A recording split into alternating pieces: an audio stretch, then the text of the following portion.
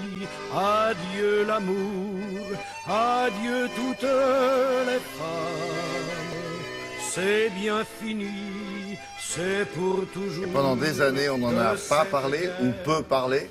Il y a même Hollywood qui s'y est intéressé, qui a fait un film célèbre, sauf que, comme par hasard, il n'était pas distribué en France pendant de très nombreuses années. Si on a le temps, nous y reviendrons. De quoi s'agit-il? De mutinerie. Oui. Alors, où, quand, pourquoi et qui? Oui. Alors, écoutez, ce sont les soldats français, entre autres, mais là, ce sont les Français qui nous intéressent, car ça intéresse tous les pays qui combattent, hein, que ce soit l'Allemagne, l'Autriche et l'Angleterre, bref, tous les soldats. Mais là, ce sont les Français qui nous intéressent en ce mois d'avril 1917. Pourquoi à ce moment-là? En fait, souvenez-vous, toute l'année 1916, c'était Verdun. Terrible, terrible. Ça a duré de février à décembre. Et puis nous voilà en début 1917. Pas de tournant dans la guerre, c'est le début du chemin des dames, au mois d'avril. L'avril, c'est un tournant dans la guerre. Qu'est-ce que c'est que le chemin des dames? Le chemin des dames, c'est une attaque voulue contre des positions allemandes. Nous sommes en Champagne. Et c'est la volonté du général en chef, le tout nouveau, qui vient d'arriver. Il vient de remplacer Joffre. Il s'appelle le général Nivelle. Et c'est lui qui lance cette offensive. Dès les premières heures, c'est un drame absolu. C'est une horreur terrible. Des hommes tombent par dizaines, par centaines. Et on relance la bataille le lendemain et encore le lendemain. Comme ça, si ça ne suffisait pas, voilà. On dit, bon, on va en mettre encore une centaine et en avant. Et on n'avance pas. Pas d'un pas, pas d'un centimètre. Au bout de 15 jours, rien n'était fait. Et ce sont des centaines, des milliers d'hommes. Du coup, on va faire appel à cet homme, le général Pétain, qui va remplacer le général Nivelle à la tête de l'armée française et puis à la tête de ce combat pour mettre fin à cette guerre. Il a été destitué, Nivelle, alors? Oui, absolument. Enfin, on lui a retiré son commandement. Absolument. Qui fait ça? C'est le commandement en chef ou alors c'est les politiques? C'est les politiques avec évidemment le commandement en chef, c'était lui. Donc il y avait les autres généraux qui sont autour et on met fin à ce drame absolu. Alors voilà, nous sommes au mois d'avril. C'est l'arrivée des Américains dans la guerre. C'est le début de la révolution russe en 1917, depuis mars-avril.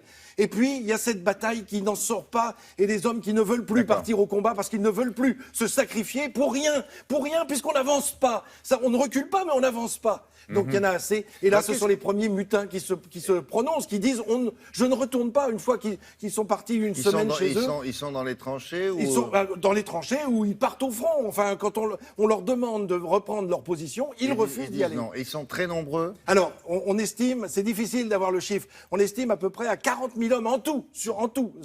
Mais sur plusieurs mois, hein, sur de très nombreux mois. Oui, absolument.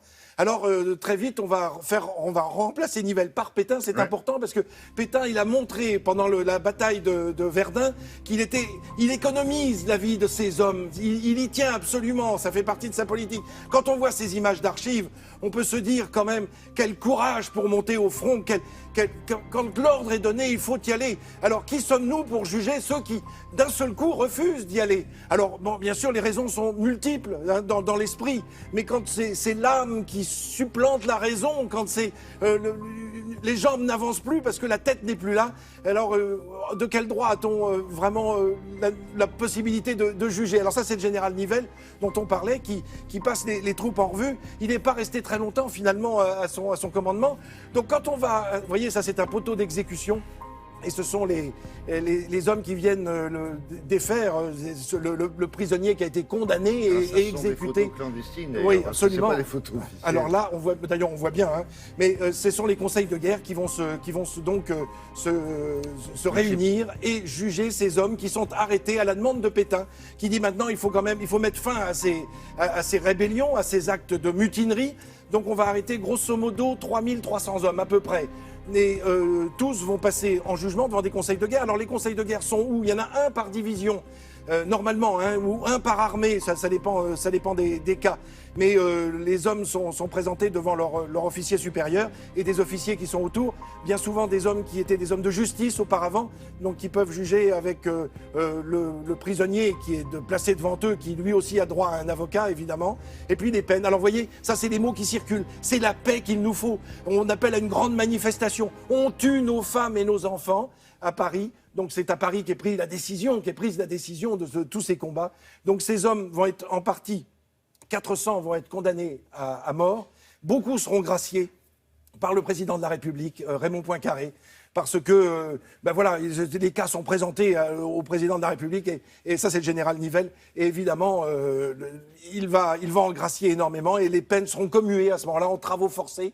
Et dans une peine que l'on connaît peu, c'est les travaux publics, c'est-à-dire en fait des travaux d'intérêt généraux, et ils sont envoyés à ce moment-là en Algérie. Bref, il y a des peines différentes, des peines de prison. Beaucoup de peines ne seront pas effectuées parce qu'on va les laisser au combat. Finalement, ils vont repartir au combat. Et puis parmi ces mutins, il y en a qui ne veulent pas retourner au combat tout simplement, puis il y en a qui se blessent. Des mutins qui se tirent volontairement. Qui s'automutilent. Voilà, c'est l'automutilation, absolument. Ils tirent dans la main, ou dans le pied, ou dans le gras de la cuisse. Oui, mais il y a ça dans le film. Pour être retiré du front.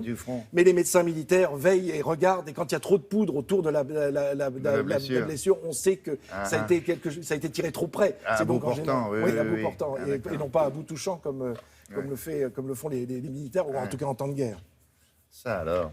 Des histoires à se rappeler. Voilà, c'était il y a 100 ans, ça a commencé en avril, ça a duré principalement jusqu'en octobre 1917. Merci beaucoup. L'actualité de la vidéo avec Marie Mamjoglou cette semaine, ce sont 3 drames aux univers très différents que nous avons choisis. Alors vous allez voir les distributions franco-américaines, c'est du 5 étoiles.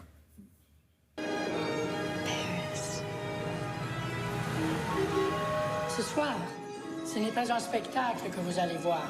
C'est une expérience que vous allez vivre. Les plus renommés des médiums américains. Les sœurs Barlow. On commence dans le Paris de la fin des années 30. Laura et Kate sont médiums et se font repérer par un célèbre producteur de cinéma. Are you really gonna make movies?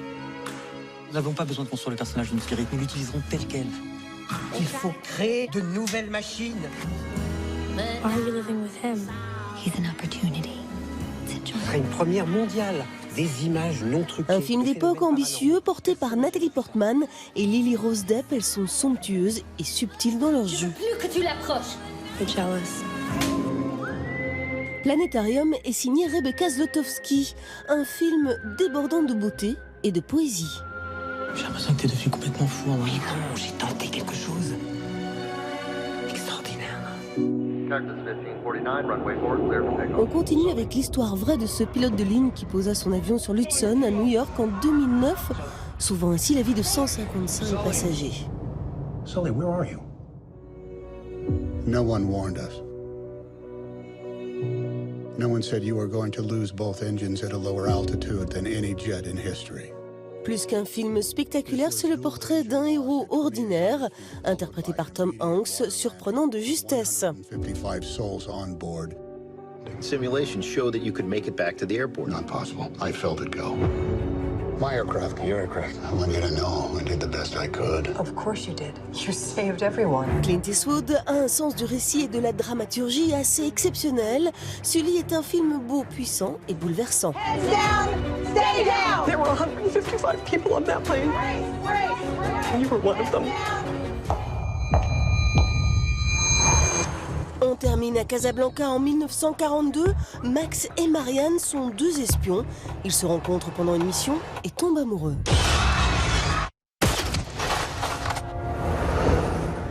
In Casablanca, that's where husbands go. They're watching us. Now kiss me. Said you were beautiful and good. Being good at this kind of work is not very beautiful. Extraordinaire alchimie entre Marion Cotillard et Brad Pitt pour ce mélo follement romanesque. La puissance de jeu est indiscutable. I love you with all my heart. We suspect your wife is a German spy. This is insane. If you are right, all this will be forgotten. But if she is, We will execute her. Allié est signé Robert Zemeckis. Romance, action et espionnage, un cocktail glamour et réjouissant, un divertissement haut de gamme. Is this a game? A test? Chic comme tout, Marion Cotillard. I don't hear a word they're saying, only the echoes of my mind. Pas que le débat qui se termine tard, il y a aussi les matchs de foot. Ça se termine plutôt. Ils sont à 11 aussi. Hein, Ils sont 11, bien de chaque sûr, côté. aussi. Et c'était de la Coupe de France hier, William, avec Monaco qui retrouve le sourire parce qu'ils se sont qualifiés pour la demi-finale de cette Coupe de France, 3 jours après avoir été battus par Paris en Coupe de la Ligue. Je vous propose de regarder ce qui s'est passé hier soir avec quelques buts. Hier soir, en quart de finale de Coupe de France, Monaco accueillait Lille et Valère Germain, capitaine monégasque, montre l'exemple. Il fait le show, il s'offre un doublé en première période. Lille, réduit à 10 peu avant la pause, revient au score en fin de match. C'est un but plutôt sympathique par El Ghazi, mais trop tard. Il s'est fait avec les pieds, William. Monaco l'emporte 2-1 et se hisse dans le dernier quart. Et les Monégasques ont remporté cette Coupe de France à 5 reprises. La dernière remonte à 91. Plus tôt dans la journée, c'est Guingamp qui a été le premier club à se qualifier pour la demi-finale. Le 8e de Ligue 1 a eu du mal à se débarrasser de Fréjus Saint-Raphaël qui évolue en CFA, l'équivalent de la 4e division. L'unique but de cette rencontre est du Guingampais Mendy. Et en début de deuxième période, et les Bretons ont soulevé le trophée en 2009 et en 2014. Ça, c'est le club d'Avranches qui affronte ce soir le PSG. Rappelons que le PSG est champion de France, deuxième du championnat actuel, récent vainqueur de la Coupe de la Ligue et tenant du titre de cette Coupe de France. Et Avranches, les Normands, eux, ils sont 13e de national, l'équivalent de la 3e division, William. Et l'autre match, deux clubs de l'élite entre Angers et Bordeaux. Ça se joue là à Avranches. À Caen. Parce que forcément, le stade d'Avranches est un peu trop petit pour accueillir tout le monde. D'accord. Voilà. Qu'est-ce qu'on a d'autre ? Du foot européen, parce que ça ne joue pas qu'en France. Alors, encore des buts. Allez, ça fait plaisir aux amateurs de football. Regardez la Coupe d'Italie avec un derby entre la Roma et la Lazio Rome. Victoire de l'AS Rome en mauve 3-2, doublé de Salah. Mais c'est la Lazio, vainqueur à l'aller, qui se qualifie pour la finale. Direction l'Espagne avec ce week-end un derby madrilène. L'Atlético affrontera le Real et l'Atlético qui s'est bien préparé pour ce rendez-vous en battant la Real Sociedad 1-0 lors de la 30e journée du championnat. But de Felipe Luis. Au classement, l'Atlético est 3e derrière le Barça et le Real, justement. Et enfin, du foot allemand, William, 27e journée de Bundesliga. Le championnat, donc, le Bayern Munich en blanc, champion en titre et leader du classement, battu par Hoffenheim. Frappe de ce garçon qui s'appelle Kramaric. Le score 1-0. Il faut savoir que le Bayern n'avait pas perdu depuis 20 rencontres. Bon. On a un petit peu de temps encore Je sais pas. Parce qu'on a d'autres sports que le football. Je vais demander, qu'est-ce qu'elle dit ? Il y a mon oreille droite qui dit très rapidement. Très rapidement, là, on va parler golf parce que c'est la première levée du Grand Chelem qui a débuté demain, le Master d'Augusta, l'un des 4 grands tournois majeurs qui a été remporté l'an dernier par le Britannique Danny Willett. L'actuel numéro 1 mondial, l'Américain Dustin Johnson, c'est lui, avait terminé lui à la 4e place. Rory McIlroy, le Nord-Irlandais, 2e du classement, était arrivé à la 10e place. Et rappelons que le tournoi a été remporté par Tiger Woods à 4 reprises, mais le Tigre ne sera pas présent cette année. Un petit mot de cyclisme avec le Tour du Pays Basque, 173 km entre Pampelune et El Ciego. La deuxième étape remportée au sprint par le Suisse Albazani. L'Australien Matthews reste leader. Le premier Français s'appelle Anthony Roux. Il est 10e. On lâche le vélo de la course à pied. Une course particulière, la course du cœur, William, avec l'arrivée à Bourg-Saint-Maurice en Savoie après 4 jours et 4 nuits de course à pied. Donc en relais, 750 km départ de Paris. 16 coureurs transplantés du cœur, du rein et du foie, entourés par 300 sportifs amateurs, ont sillonné les routes de France pour sensibiliser le grand public à l'importance du don d'organes, une course pour la bonne cause. Et on va rester dans cette région près de Bourg-Saint-Maurice. Nous sommes du côté maintenant de la station de La Plagne, William, avec un dernier slalom de la saison, plutôt un super slalom, un tracé XXL pour cette première édition. 4 km, 320 piquets, plus de 300 concurrents au départ. Il avait un tuba parce qu'il s'était déguisé, le garçon. Parce que c'est très très long, donc ils peuvent être en apnée tout le long. Et spécialiste du géant 4e mondial, le français Victor Muffat-Jandet remporte en 4 minutes 12. 15 secondes plus tard, c'est l'italienne Federica Brignone. Et il y a encore de la neige. Allez-y, il faut savoir que normalement un slalom, ça fait entre 250 et 400 mètres. Là, il y en avait quand même pour 4 km. Donc il y avait du piquet à frapper. Merci beaucoup. Allez, l'actualité de l'emploi, vous allez voir avec un cours qui est dispensé, mais en ligne. À quoi ça correspond et comment fait-on ? Regardez.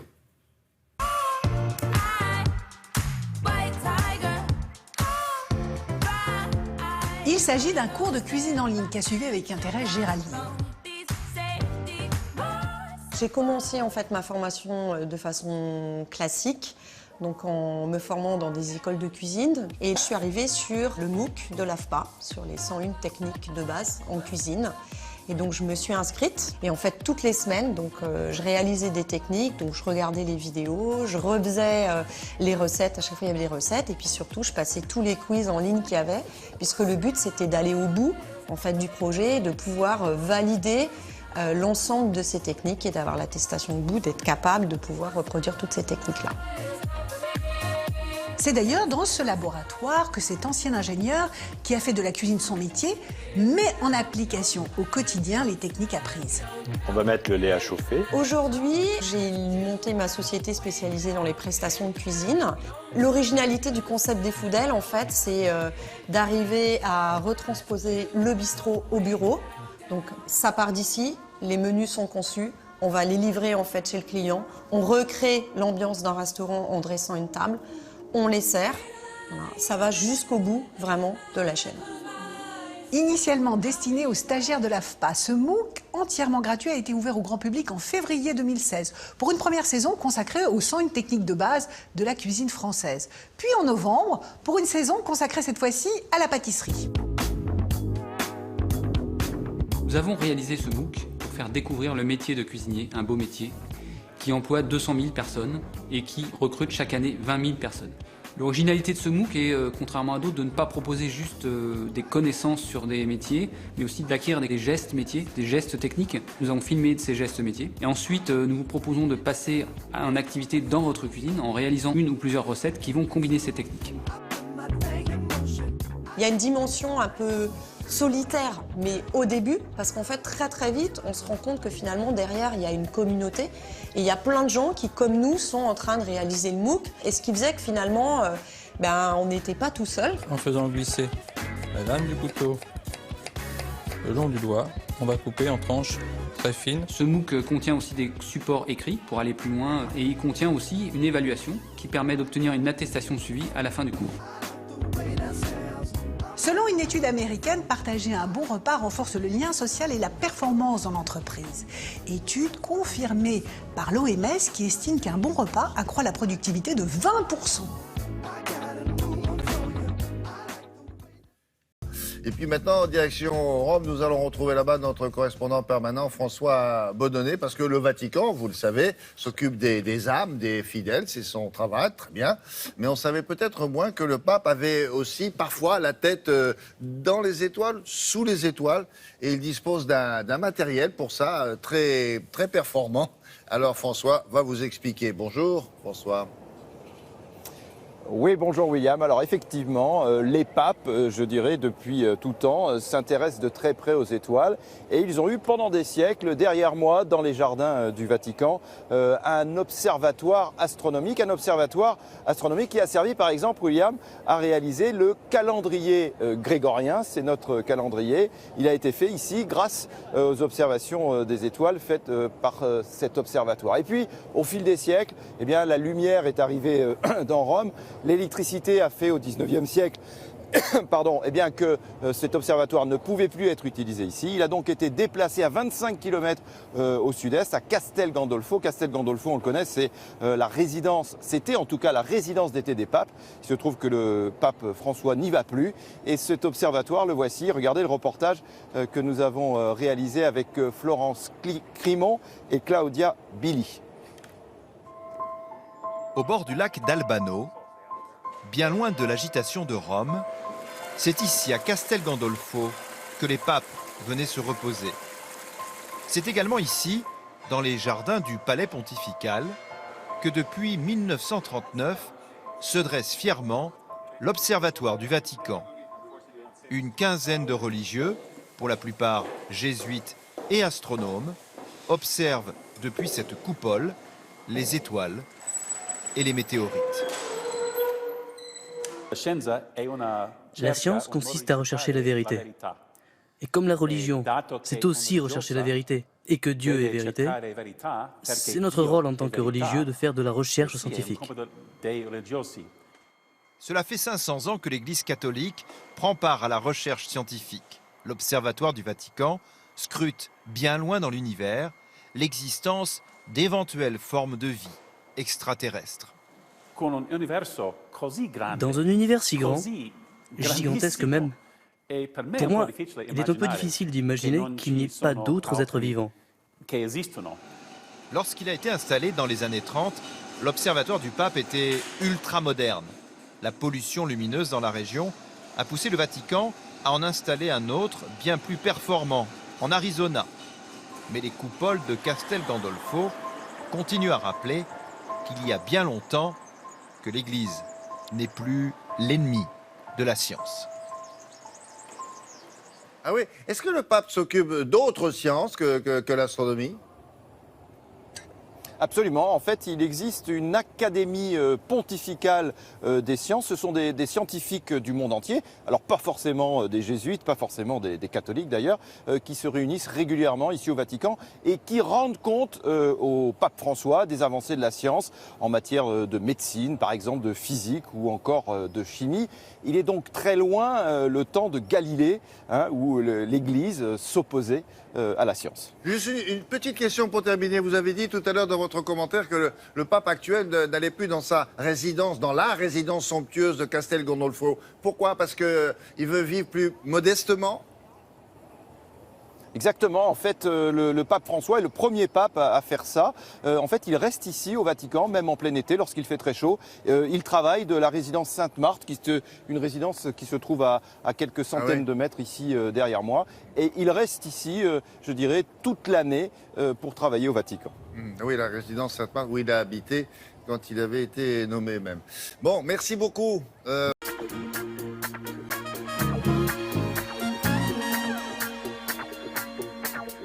Ah oui. Est-ce qu'il y a un journal national ou régional qui n'a pas mis en une le débat? Mais oui. Et oui. Et alors? Il est une surprise que nous aura réservée la campagne présidentielle 2017. Le débat d'hier soir n'est pas la pire. Moi, perso, j'ai passé une excellente soirée. J'ai assisté à l'émission politique la plus drôle depuis l'invention du genre. Une sorte d'ovni à mi-chemin entre Love Story, Question pour un champion et les cases de Bryce, vous savez, dans Bryce de Nice. De tout cela, il est évidemment question ce matin, hein, à la une de la presse. Même si pas mal d'éditorialistes n'ont pas tellement goûté l'exercice, ce fut cacophonique et pathétique dans les échanges qui témoignaient surtout de la méconnaissance que certains candidats persistent à avoir des lois de l'économie.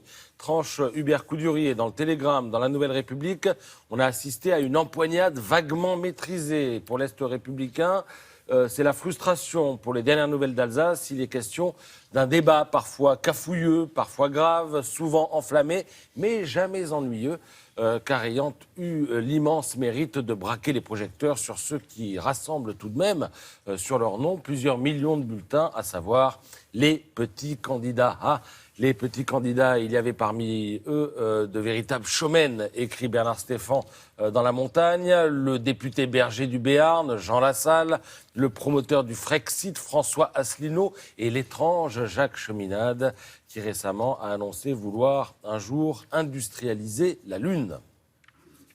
Alors voilà ce dont on parle ce matin, et en marge de ces commentaires, souvent réticents, hein, un homme donne l'impression de se réjouir. Laurent Geoffrin, le patron de Libération, pour lui, les petits candidats, c'était l'attraction du débat. Et ils ont crevé l'écran, écrit-il. Quoi qu'on pense du réalisme de leurs propositions, du complotisme de certains ou de leurs vindictes anti-européennes. Intempestive, dérangeante, sincère, cette parole à portée va-t-elle bousculer l'ordonnancement de cette campagne? On ne peut l'exclure tout à fait, écrit Laurent Geoffrin, qui note par ailleurs que le capitalisme ne vit pas ses meilleures heures en ce moment. Sur 11 candidats, seuls François Fillon et, avec des réserves, Emmanuel Macron ont défendu ce que Nathalie Arthaud appelle le grand capital. 2 sur 11, le ratio est effectivement un bon indicateur de la révolte qui couve dans le pays. Alors 11 hier soir, 11 c'est comme une équipe de foot. Il en manque un sur la photo. Il en manque un sur la photo, ah ouais, Philippe Poutou qui a refusé de poser avec les autres. Avec les autres. J'y vais pas. Alors, ils étaient 11, hein, vous l'avez dit, malgré la photo où il n'y en a que 10, et 11 comme dans une équipe de foot. Donc ce matin, vous attendez les notes. Mais il n'y a pas de notes. C'est-à-dire que le Parisien, qui s'était fait une spécialité de noter les protagonistes lors des précédents débats, a renoncé pour préférer regarder ce spectre qui va de la prestation la plus décevante à la meilleure prestation. Alors ça se lit de gauche à droite. Alors Cheminade, ils l'ont trouvé tendu, décalé. Asselineau, auteur d'une des meilleures vannes de la soirée, quand il dit par exemple à Macron qu'il est d'accord avec tout le monde. Lassalle, qualifié d'ovni caricatural. Arthaud, remonté, agité, excité, selon le Parisien. Le Pen, pas vraiment ravi d'être là. Après Hamon, a eu du mal, a eu un peu de peine à s'imposer. Dupont-Aignan, plutôt à l'aise. Fillon, discret, invisible lors de la première heure, selon le Parisien.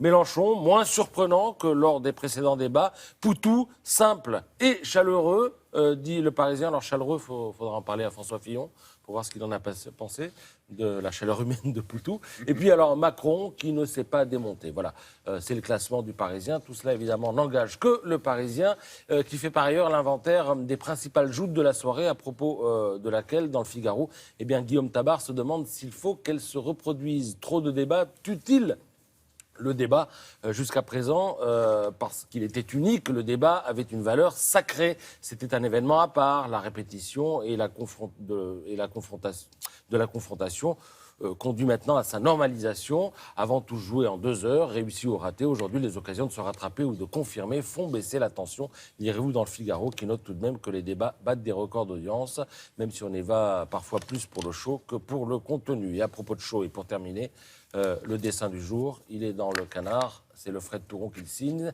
Madame qui dit, et celui-là, pourquoi il ne répond à aucune question, jamais.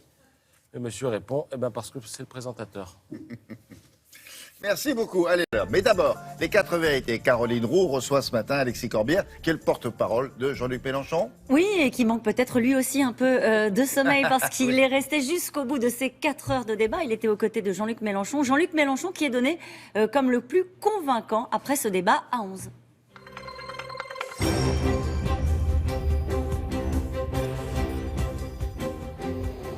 Bonjour Alexis Corbière. Bonjour. Alors vous avez récemment déclaré jouer au foot à 11, on sait faire. Le débat à 11, c'est plus compliqué. Est-ce que c'était compliqué hier soir ?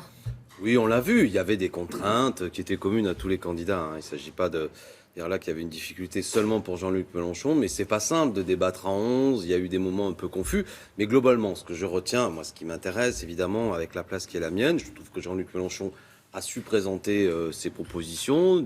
Il avait même, par moments, il a un peu alimenté la controverse qui était nécessaire. Une interpellation, j'ai celle-là en tête, sur la directive des travailleurs détachés en direction de M. Macron ou de Mme Le Pen. Je crois que c'était intéressant comme débat, ou sur la laïcité, des choses comme ça. Qu'est-ce qu'il voulait démontrer hier soir, Jean-Luc Mélenchon ? Si vous considérez, comme une majorité de Français interrogés par l'Institut ELAB, qu'il a plutôt réussi ce débat, l'objectif c'était quoi ? C'était de montrer qu'il est prêt à gouverner, comme il l'a dit d'ailleurs hier soir ? Tout à fait. C'était de se montrer rassurant ? Oui, parce qu'il y a un Français sur 2 qui n'a pas fait de choix, qui hésite. Vous voyez, ça, vous l'avez sans doute dit dans d'autres émissions, il y a beaucoup d'indécis, beaucoup de gens qui veulent s'abstenir. On peut dégoûter par ce spectacle-là. Et il faut que nos concitoyens viennent au vote pour nous aider à organiser ce grand changement. Je crois que majoritairement dans le pays, tout le monde s'accorde à dire que voilà, il y a trop d'inégalités aujourd'hui, il faut des réponses écologiques à ce productivisme qui remet en cause la planète elle-même. Il est temps de passer à un autre régime. On voit bien que cette 5e République, elle est pourrissante. Jean-Luc Mélenchon a présenté tout ça hier, et je crois qu'il le fait avec cette sagesse un peu qu'on lui reconnaît, qui étonne parfois certains qui en étaient restés à une certaine caricature. Il s'est mis en colère quand même hier soir avec Marine Le Pen. Mais on a bien raison quand même d'être en colère face notamment à l'extrême droite. Que les choses soient claires, vous savez bien, je pense à l'ouvrage de Stéphane Hessel, Indignez-vous. Il faut s'indigner face à l'injustice ou face à des discours xénophobes. Mais attention, je crois qu'il apparaît quand même comme ce personnage qui est au diapason des attentes majoritaires du pays, qui correspond au fait qu'il faut le changement, mais il faut le faire tranquillement, pacifiquement, pour que tous ensemble nous puissions faire cette France de demain. Qu'est-ce que la présence des petits candidats, on les appelle comme ça par facilité, ils n'aiment pas ça du tout, mais enfin bon, ils étaient là hier soir. Qu'est-ce que ça a apporté dans ce débat ? On est quand même dans un exercice inédit, ça s'est jamais produit sous la Ve République. Il y a eu des moments parfois un peu lunaires. Qu'est-ce que ça a apporté au débat ? Caroline Roux, vous me mettez dans une situation difficile parce Pourquoi ? Parce que je veux pas être arrogant, dire un tel ou un tel, mais a été un petit candidat. Qu'est-ce que ça veut dire ? Chacun était sur la même ligne de départ. Qu'est-ce que ça a apporté au débat ? Mais ça a mis du sel sans doute dans le débat. Moi, écoutez, je félicite Philippe Poutou d'avoir dit à Madame Le Pen que lui, comme salarié ouvrier, n'avait pas l'immunité ouvrière, alors que Madame Le Pen ne se rend pas aux convocations de police. Bien joué, c'était bien. Il y avait là une liberté du verbe qui était utile. Il a été dépassé, là, pour le coup, Jean-Luc Mélenchon. Habituellement, c'est lui qui joue ce rôle-là. La dernière fois, il avait parlé des pudeurs de gazelle. Là, cette fois-ci, Philippe Poutou va plus loin et il dit, en gros, à François Fillon, qu'il pique dans la caisse. Ce sont ses mots. Oui, moi, je laisse après Philippe Poutou. Il a fait les choses comme il entendait, mais toute licence à art, toute liberté, vous savez, c'est bien. Très bien, mais c'est des est-ce que sujets ça pertinents. apporte au débat Alexis Corbière, est-ce que ça apporte au débat? Est-ce qu'aujourd'hui, on a changé d'époque? Le débat présidentiel doit rester tel qu'il a été présenté hier soir? C'est la surenchère ou est-ce que vous dites, ben non, la démocratie, c'est ça? C'est un des moments de cette campagne. Voilà, ça a eu lieu, c'est bien, ça a été fait, j'ai envie de dire. La campagne ne peut pas se résumer à la multiplication aussi de soirées comme hier soir, qui sont quand même très longues, qui ont leurs contraintes. Vous savez, pour ce qui est de Jean-Luc Mélenchon, nous multiplions les meetings, par exemple, qui font beaucoup d'audience d'ailleurs, dans lesquels Jean-Luc Mélenchon prend le temps d'une pédagogie. On est présent sur le net, on a beaucoup d'initiatives. Bon, le débat d'hier soir a eu lieu, on a vu un peu différents visages de cette campagne. Après tout, 11 candidats qui avaient chacun leur particularité. Bon, vous avez envie de vous fâcher avec personne ce matin. Non, mais... Vous avez tous gagné, c'est l'école des femmes. Non, c'est pas ça que je dis. Ah bon? Je dis, cette soirée était organisée, on y va. On a vu qu'il y avait un peu des moments avec des bigarrés, j'ai envie de dire. Mais non, mais moi, mon rôle, c'est pas de considérer un tel a été nul. Il y a certains candidats, il est vrai, étaient assez folkloriques, mais chacun les reconnaîtront. Mais je crois, pour ce qui est de Jean-Luc Mélenchon, il y a quand même, notamment, il a su croiser le fer avec M. Fillon sur le danger de son projet, mettre en lumière les contradictions de M. Macron. Le débat sur la directive des travailleurs détachés, c'est pas un débat secondaire. Près de 500 000 aujourd'hui de travailleurs détachés en France qui ont cette particularité de ne pas payer les mêmes cotisations sociales que les autres et de mettre les salariés en concurrence les uns avec les autres. Nous disons, il faut en finir avec ça. On a vu hier soir des arguments, notamment Mme Le Pen. Jean-Luc Mélenchon a révélé ça. Elle s'est abstenue sur cette directive des travailleurs détachés. Elle a été mise en difficulté, Marine Le Pen, hier soir? Je ne l'ai pas trouvée en grande forme, si je puis dire. J'ai trouvé que, notamment, là encore, je défends Jean-Luc Mélenchon, mais sur la question de la laïcité, quand elle nous explique qu'elle voudrait constitutionnaliser le fait qu'il y ait des crèches dans les mairies. Écoutez, c'est assez ridicule. Elle-même, elle a expliqué que la crèche, c'était pas religieux, mais elle sait ce qu'il y a dans une crèche. Il faudrait qu'elle regarde. C'est le petit Jésus. Donc, je sais pas si elle est au courant, mais il s'agit là d'un symbole religieux.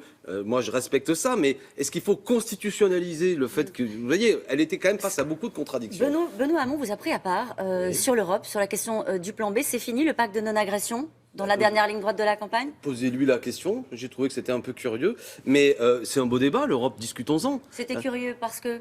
Parce que, je sais pas, à mon avis, il voulait un peu, je sais pas ce qu'il cherchait à démontrer.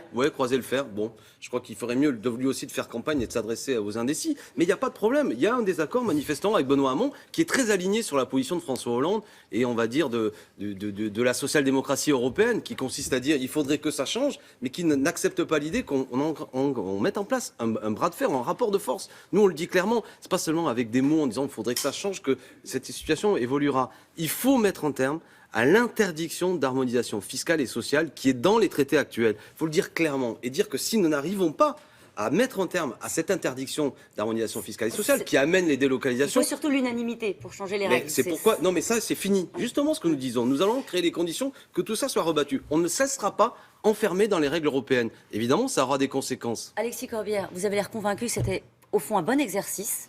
Donc ça vous encourage sans doute à accepter le débat prochain du 20 avril? Vous m'avez pas bien écouté. Je dis que cet exercice-là, il a eu lieu, c'est bien. Je suis pas sûr que c'est ça qu'il faut refaire à l'infini pendant toute la campagne. Parce que c'était extrêmement long, c'était pas toujours très clair, et qu'on l'a fait une fois, tant mieux. On va pas reproduire chaque fois les mêmes cas de figure. Mais bon, on va travailler à ça, vous le savez, avec la direction de France 2. Nous, on a un problème sur la date particulièrement, auquel on dit, franchement, on peut trouver une autre date. Est-ce que vous y croyez du coup là? Il y a une dynamique autour de Jean-Luc Mélenchon. Est-ce que vous vous mettez à y croire? J'y crois. Non, indiscutablement, le formidable succès de notre grande marche pour la 6ème République, 130 000 personnes. On voit bien aujourd'hui la dynamique et l'effervescence autour de notre candidature. J'ai la conviction, Madame Roux, qu'aujourd'hui ce pays se cherche. Un Français sur deux ne veut que cela change. Et la candidature Mélenchon, finalement, est la seule qui crée les conditions de ce changement, tranquillement. Conformément à notre histoire en plus, celle de la grande promesse républicaine. Vous savez, Jean-Luc Mélenchon, finalement, c'est le candidat d'un programme, celui de la République sociale, celui de la promesse d'égalité qu'on apprend à chacun d'entre nous. On peut le faire, les amis, tranquillement. Ce pays est traversé de beaucoup de tensions. Il est temps qu'ensemble, par cette Assemblée constituante, on passe en 6ème République avec des droits nouveaux, le droit de révoquer les élus, la prise en compte du vote blanc. C'est possible, le 23 avril. Le bulletin Mélenchon le permettra. Voilà, c'est libre. Merci beaucoup. C'est à vous, William. Ouais, si vous voulez discuter avec la direction de France 2, Michel Fille, il est là, il vous attend, là, il est à côté. Merci beaucoup, à plus tard, allez.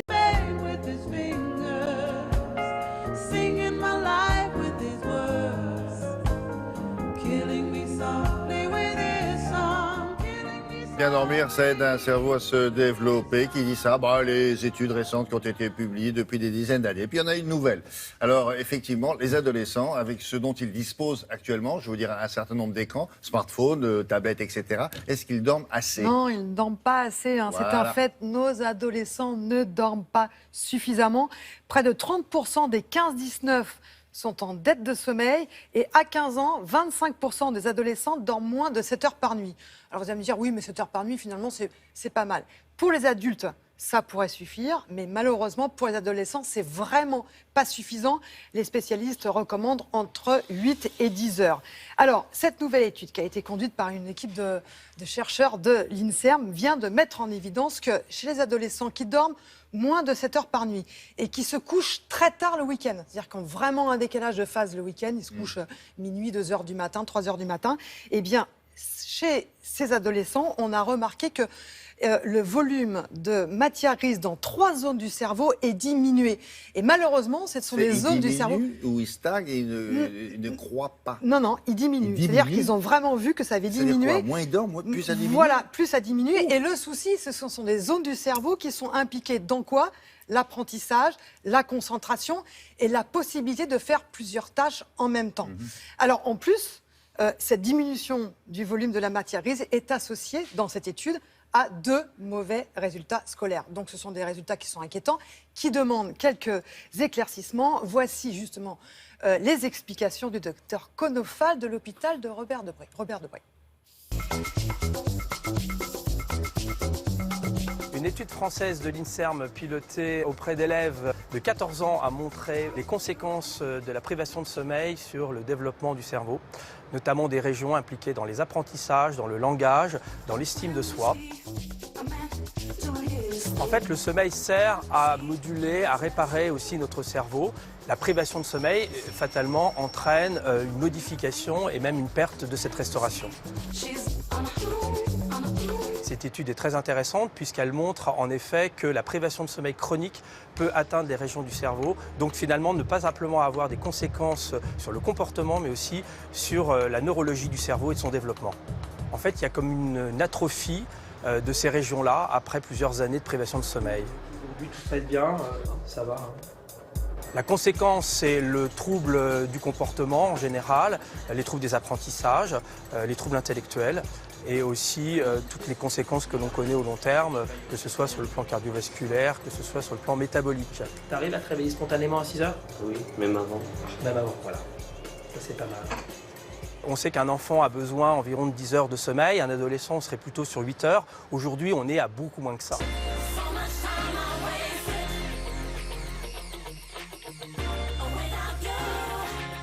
À tous les parents qui s'interrogent sur les problèmes que peuvent rencontrer leurs enfants, aussi bien à l'école ou dans le comportement, on peut déjà leur conseiller de préparer le sommeil, d'aider leurs adolescents, leurs enfants à se coucher beaucoup plus tôt, en restreignant notamment les temps passés devant la télé ou sur des écrans.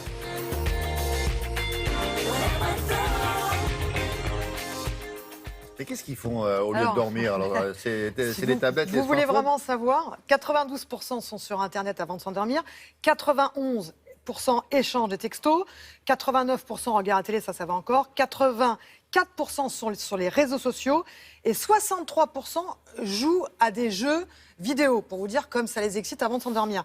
Et il y a aussi une consommation importante de cigarettes, 19% fument avant de s'endormir, 15% boivent de l'alcool et 7% fument un joint. Donc, vous voyez, Mais c'est quoi?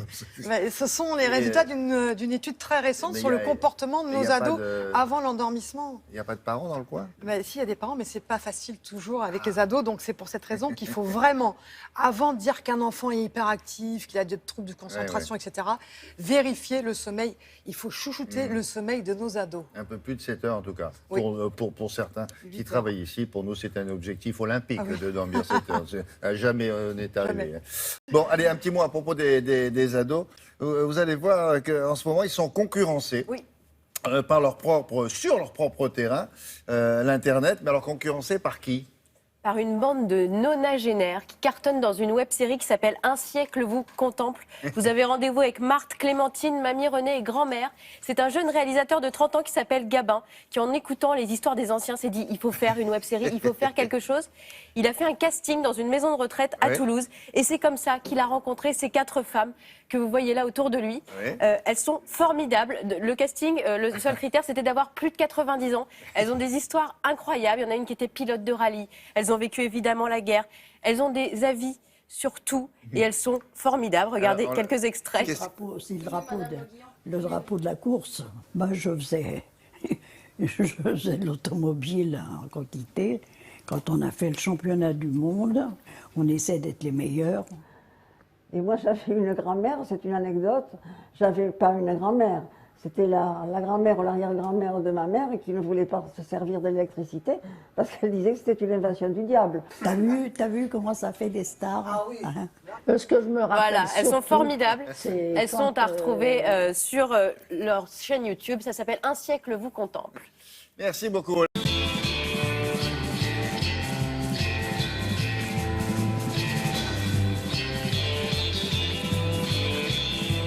L'homme dont nous allons parler maintenant avec Damien Thévenot a tourné dans le film dont vous venez d'entendre un extrait de la bande originale. Il galopait quelque part. Oui, en tout cas, il a réglé toutes les cascades de tellement de La films. folie des grandeurs, très bien. Alors, c'est le dénominateur commun, finalement, entre des gens comme Marais, Belmondo, Delon, etc. Sophie Marceau, plus récemment, dans La fille d'Artagnan, absolument. Ah oui, bien sûr. Nous parlons en fait, William, de Claude Carliez. Pendant plus de 50 ans, il n'est plus là aujourd'hui, mais pendant plus de 50 ans, il a coordonné les cascades des films les plus mythiques du cinéma français. Mais vraiment. Pas seulement les films de KPDP, d'ailleurs. Ah non, pas seulement, bien sûr, parce que c'est ce que va nous expliquer son fils, Michel Carliez, que nous avons rencontré. Et cascadeur aussi? Il est cascadeur comme papa, exactement. Donc en fait, le livre s'intitule Souvenirs en cascade de Claude Carliez, édition Michel de Maulle, parce qu'en fait, pendant quelques années, Claude Carliez, le papa, s'est confié à un journaliste qui s'appelle François Cardinali. Et au moment de la sortie du livre, le papa a disparu. Donc le fiston, qui est tombé dans la marmite tout petit, est là pour parler de papa. Il connaît le métier. Il connaît absolument le métier.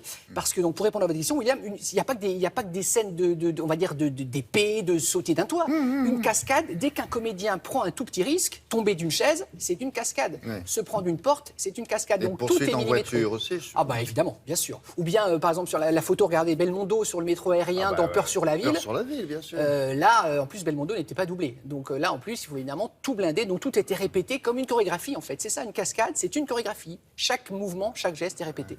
Donc pour évoquer la mémoire de ce papa cascadeur, voici le fiston. Regardez.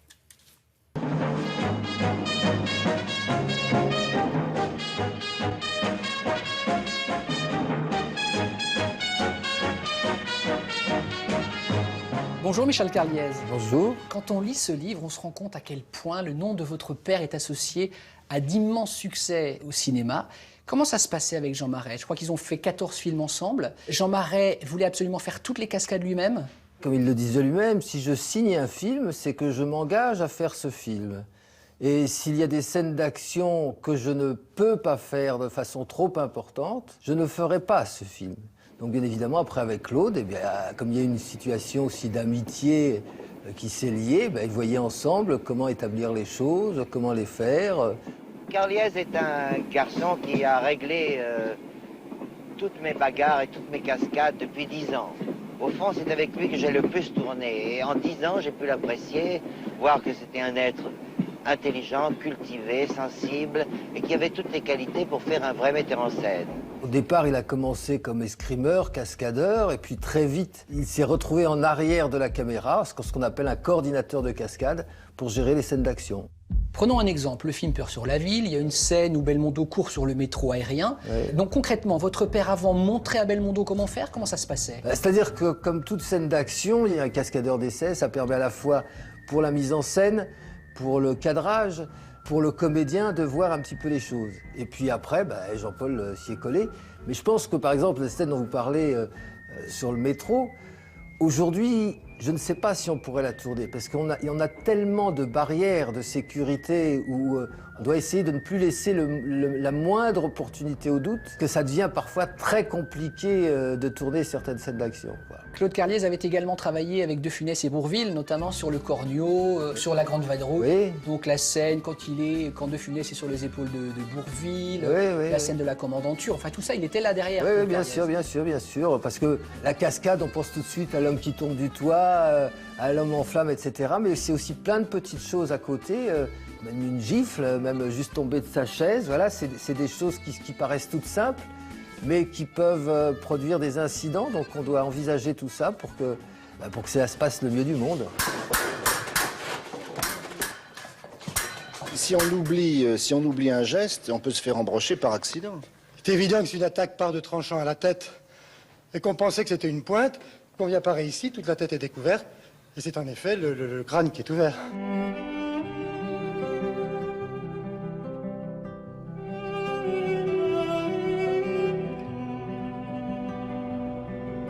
Dans un métier, le cinéma, où on sait les égos sont quand même très développés, votre père était content de mettre son talent au service des autres, puisqu'il s'effaçait une fois que la prise était tournée. Oui, mais le métier de cascadeur, c'est ça. Hein, c'est, comme je dis souvent, nous ne serons jamais des stars, mais parfois il nous arrive d'être une étoile filante.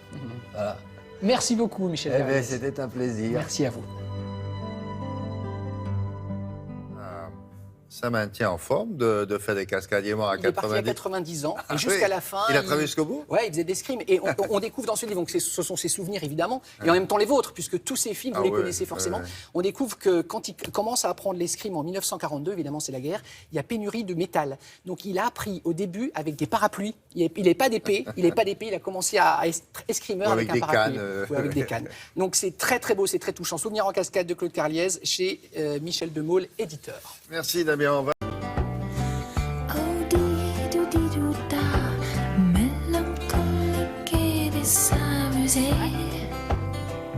Bon, il l'a photographié Serge Gainsbourg, il a photographié tout le monde, lui. Oh, toutes les grandes personnalités sont passées sous l'œil de l'objectif de Jean Loussieff, parce qu'il s'agit de lui. Jean Loussieff, vous l'avez dit, un grand photographe français d'origine polonaise qui, tout au long de sa carrière, s'est essayé à plusieurs styles photographiques. Le portrait, la mode, le reportage, et tout ça en noir et blanc, parce qu'il disait que la couleur pouvait perturber l'œil. Et en fait, avec le noir et blanc, on ne voyait que l'essentiel. Donc ça, c'était important. Alors, il est mort en 2000, mais il a laissé derrière lui un héritage photographique incroyable. Si vous ne le connaissez pas, vous connaissez certainement certains de ses clichés. Je pense par exemple à Yves Saint-Laurent, qui a été une des premières personnalités à poser nu. Voilà. Voilà, incroyable photographie. Et puis, alors, Jean Loussieff l'utilisait pratiquement pour parler de son style, le grand angle. Ce qui permettait en fait de donner des photographies un petit peu avec des compositions plutôt géométriques et parfois même cinématographiques. C'était ça le style de Jean Loussieff. Très connu aussi pour ce halo de lumière parfois qu'il mettait autour de ses personnages. Alors il a toute sa place dans un musée belge, Jean Loussieff, parce qu'en 1959, il a reçu le prix photographique Niepce. Prix que d'ailleurs Robert Doisneau a reçu également, parce qu'il a été réalisé... Niepce. Voilà. L'inventeur de la photographie. L'inventeur de la photographie. Nicéphore Niepce. Et donc, parce qu'il avait réalisé un reportage dans la région du Borinage en Belgique, région qui était connue pour ses exploitations des mines. Et donc, il a réalisé comme ça ce reportage. D'ailleurs, on voit un mineur, voilà. Et ça lui a valu donc ce prix. Alors, pour rendre hommage à ce grand photographe, il fallait un bel écrin. Et nous sommes dans un musée particulier. C'est un ancien Carmel, reconverti aujourd'hui en musée de la photographie. Et ce musée fête cette année ses 30 ans. Donc, je vous propose de découvrir ce lieu qui est très joli et les photos de Jean Loussieff.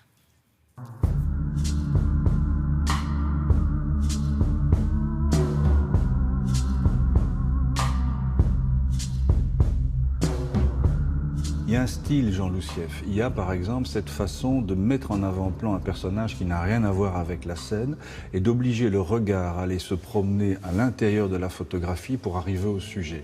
Je dirais que Jean Loussieff, c'est celui qui réalise dans beaucoup de ses photographies un accord complet entre son expérience cinématographique, c'est un enfant de la nouvelle vague, il a photographié les réalisateurs et les acteurs de cette époque, par exemple Charles Aznavour, Godard, Truffaut, Rivette, le fait de faire venir Hitchcock sur un shooting de mode le prouve assez. Avec ce style qui est très close-up. Regardez par exemple le portrait de Kirk Douglas, le portrait de Jane Fonda, de Birkin et de Gainsbourg. Ils sont véritablement serrés dans l'objectif. Il y a cette idée toujours un peu d'un écran.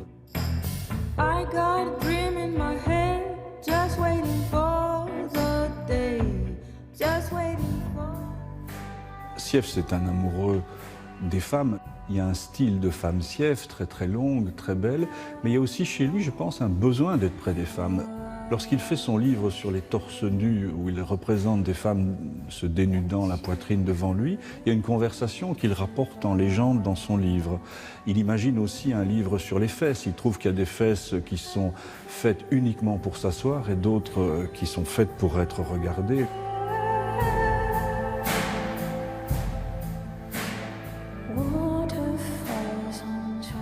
Et il y a aussi peut-être à travers cette recherche éperdue de la beauté, parce que les modèles pour un photographe ne vieillissent jamais puisqu'on en change, il y a aussi cette inquiétude sur le temps qui passe. Lorsque l'on voit par exemple ce photographe qui a eu devant lui les plus belles femmes du monde, aller photographier dans les catacombes de Palerme, les gisants, les corps momifiés, ce qu'il photographie là, c'est la même chose, c'est une espèce d'éternité. Il les photographie dans la même lumière douce qu'il utiliserait pour faire un nu. L'histoire de cette relation entre le musée de la photographie et Sieff, elle est liée à un reportage qu'il fait en 1959 sur le Borinage, qui est une région minière frontalière en Belgique et qui connaît à l'époque de grandes grèves. Et c'est un reportage qui est tellement bien fait que ce reportage va lui valoir le prix Niepce, qui est le grand prix de photographie à l'époque, il n'y en avait pas d'autres, mais en plus qui va lui valoir de rentrer chez Magnum, dont il va partir 6 mois après. Et ça, c'est aussi le paradoxe de Sieff, c'est qu'alors que tout le monde tente de rentrer chez Magnum, lui n'a de cesse que d'en sortir. Le travail de Sieff, je pense, aujourd'hui, s'est maintenu dans le temps parce qu'elle a dépassé la condition même de la photo. C'est quelqu'un qui a été capable, mine de rien, de passer au-dessus des limites qui lui étaient assignées. Ça, c'est hop, là, c'est son portrait que vous avez aperçu. Là. Exactement. Jean Loup. Plus loin, Sieff. Il était originaire de la Pologne. Oui, voilà. Et sa fille, Sonia, qui a hérité du talent de son père aussi, parce qu'elle est photographe. Elle est photographe, et puis donc elle s'est aussi occupée de cette exposition. Donc voilà, vous voyez son portrait, là. Merci beaucoup. Allez.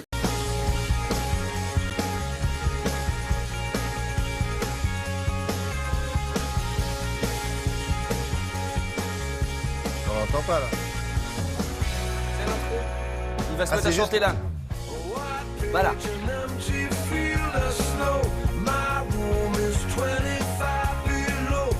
Non, parce que si ça avait été juste l'intro, on aurait pu se dire c'est l'intro de qui, quoi.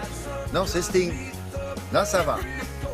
Bon, alors, à part ça, qu'est-ce qu'il a fait? J'ai eu peur, j'ai cru que ça allait très mal partir. Il a fait comme beaucoup de ses camarades quand il est arrivé en France. Il a dit, je veux rencontrer Alex Jeffrey, dont on m'a beaucoup parlé à la BBC. Exactement. Et j'ai rencontré... dit, non, laissez-moi, j'ai autre chose à faire. Et en fait, il a insisté, j'ai dit d'accord. J'y suis allée. Voilà. Et du coup, c'était bizarre. Et alors, il venait donc, ici pourquoi? Il venait ici parce qu'il a sorti son nouvel album qui s'appelle Entre 57 et 9e. Alors, c'est pas Beethoven, hein, c'est entre la 57 et la 9e rue. C'est là où quand il allait au studio, c'est au croisement du studio. D'ailleurs, c'est là où la photo est prise. Donc, il venait parler de son album. Et puis là, j'en reparle parce que le 12 et le 13 avril, il sera à l'Olympia. Et ça, c'est chouette. Donc, qu'est-ce qui s'était passé? Il s'était passé un petit moment de vie unique. C'est-à-dire, vous avez 20 petites minutes, normalement. Vous savez, ce qui est déjà beaucoup. Et en fait, on discute. Comment ça, vous avez 20 petites minutes? Avec lui, on échange. Ah non, mais il pas faut plus. expliquer ça. Voilà, vous avez 20 minutes avec... C'est que vous avez un certain nombre de journalistes qui ont le droit de l'interviewer. Alors, ils sont sélectionnés, Jaffray en tête, et on lui dit, vous avez 20 minutes maximum. Et c'est plutôt pas mal. C'est plutôt pas mal. Au Festival de Cannes, ils ont 6. Ils ont 6 ou 7 quand c'est des junkets très courts. Et là, en fait, on écoute de la musique parce que j'étais venu, vous savez, avec le petit sampleur, on écoute des extraits, des choses comme ça. Et le truc a bien pris et ça a duré une heure. Et donc, c'est pour ça que je vous montre la deuxième. Quand ça a duré non, c'était franchement chopé, là. Non, mais écoutez de la musique. Vous imaginez, on était assis dans des canapés à écouter de la musique avec Sting. Franchement, il y a il n'y a pas chef. Donc il faut le surprendre aussi. Là, vous y êtes arrivé. Ah bah oui, quand je me suis mis tout nu, il a fait oh, il était très surpris comme ça. Et après, je me suis réveillé, tout ça était. What a good. What a body. What is a body. Il parle pas très bien anglais en fait pour un anglais. C'est assez bizarre. Il a un accent. Regardez parce que franchement, c'est Sting comme vous l'avez pas souvent vu et ça me met un peu des larmes dans les yeux. Et habillé. Oh.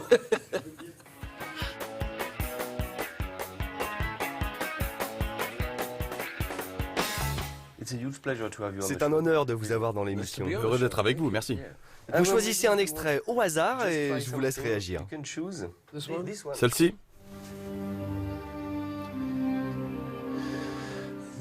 C'est la suite orchestrale Lieutenant Kijé, composée par Prokofiev.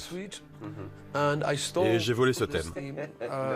Non, vous l'avez crédité sur l'album. Pour une chanson que j'ai appelée Russians. J'adore ce thème. C'est un thème d'amour. Je peux l'écouter tout le temps.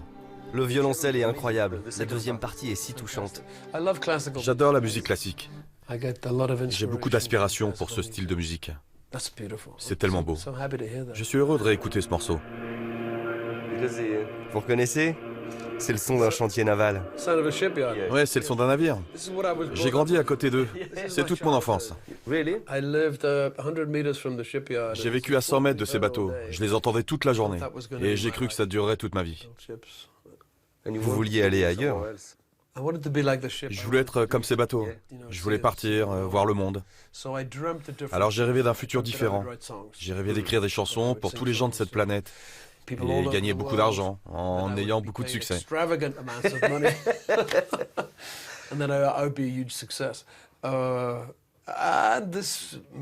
Tous ces rêves se sont réalisés et je ne peux être que reconnaissant de tout ce qui m'arrive.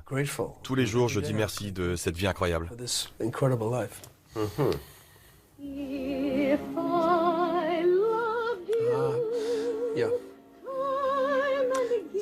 Ça vient de la comédie musicale Carousel, de Roger and Hammerstein. C'est ce que je chantais à ma femme. Oui, quand elle était en colère contre moi. Mais pourquoi? Oui, c'est une technique quand elle est énervée contre moi. Je lui chante une chanson romantique et elle me pardonne. C'est une bonne stratégie, vous devriez essayer. Peut-être celui-là?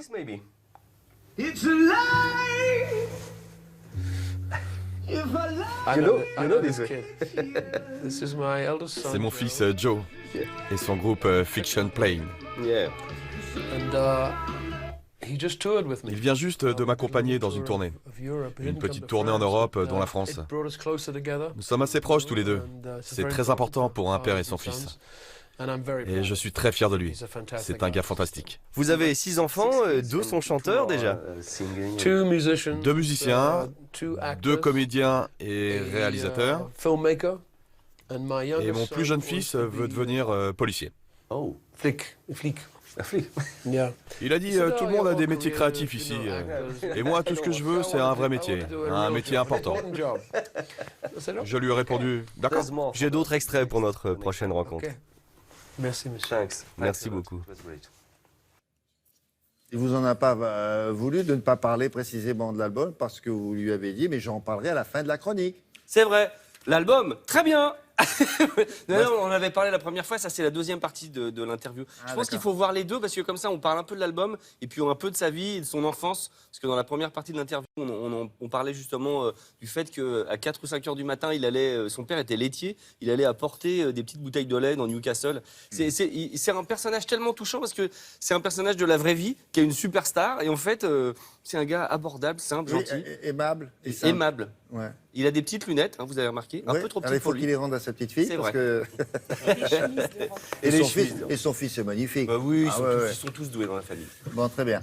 Et quand il chante avec Aznavour, vous l'avez ça? J'ai adoré cette chanson aussi. Il fait des duos. Oui. Il a fait ça avec... vous l'avez quelque part ou pas du tout? L'amour, c'est comme un jour. Alors ça, c'est Charles Aznavour. Ah non, mais c'est beaucoup plus loin. Après. Ça s'en va. Non, mais ça s'en va. C'est plus loin. Essayez de le trouver, c'est plus loin, Sting.